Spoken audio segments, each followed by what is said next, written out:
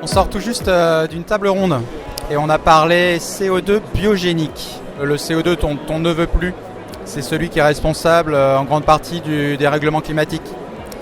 Et celui-là, il vient majoritairement de la combustion des énergies fossiles. Le CO2 biogénique, ça n'a rien à voir.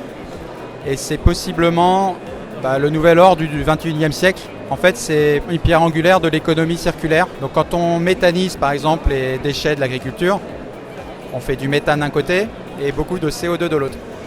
Celui-là, on va pouvoir le collecter. Il est dit biogénique parce qu'il vient de la bioressource. Pareil, les coproduits de la forêt, quand on les brûle dans des chaudières, dans la cheminée, on a encore une fois du CO2. Et lui aussi, il est biogénique. Il vient de la forêt. Donc aujourd'hui, on est sur du CO2 qui s'envole dans l'atmosphère mais qui est recapté par les plantes sur le cycle court par la photosynthèse.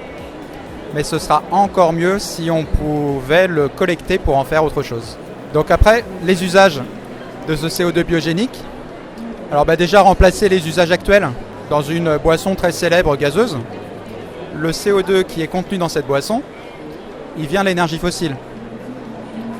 Les initiatives font que demain, ce CO2 viendra de la matière vivante. C'est ça les ruptures qui vont arriver avant 2050. Une des grandes ruptures, c'est notamment de prendre ce CO2 biogénique, prendre sa partie carbone et refabriquer tout ce dont on a besoin dans nos sociétés modernes qui sont basées sur le carbone.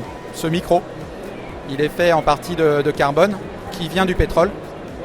Demain, il peut être fait avec du CO2 biogénique.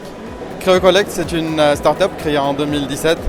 L'objectif, c'était de développer des nouvelles technologies dans le biogaz. On a 2 technologies innovantes pour liquéfier le biométhane, pour l'utiliser comme carburant ou pour le déplacer et l'injecter plus loin que la production. Et le CO2 pour capter le bio-CO2 biogénique des méthaniseurs pour le valoriser sous qualité alimentaire. Engie aujourd'hui a investi dans CréoCollect. Engie est également un client de la technologie développée par CréoCollect. On a déjà signé 2 contrats pour valoriser le CO2 sur leur site de méthanisation. Et on a d'autres applications. On est également sur le projet Choc pour capter le CO2 après les chaudières à oxycombustion.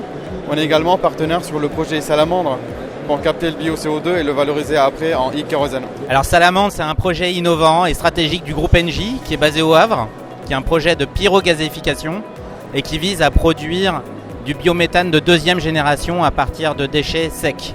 Les déchets secs, c'est des combustibles solides de récupération. C'est une manière nouvelle de valoriser des déchets. Et puis également ce qu'on appelle du bois déchet, donc c'est du bois issu de la démolition ou de l'ameublement.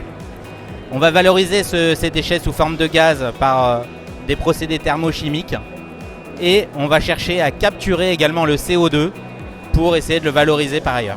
Alors le projet Salamandre, il va probablement démarrer sa construction dans le courant de l'année 2025 pour une mise en service fin 2027, début 2028. Le CO2 qui va être capturé sur Salamandre, on va le valoriser sur un autre projet très ambitieux du groupe Engie qui s'appelle France Kérosène et qui vise à produire du kérosène de synthèse à partir de CO2 biogénique d'une part et d'hydrogène renouvelable.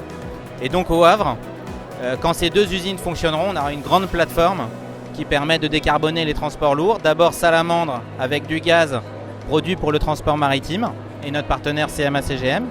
Et puis du kérosène de synthèse qui lui va être envoyé vers les aéroports de Paris, probablement pour un usage sur les avions d'Air France.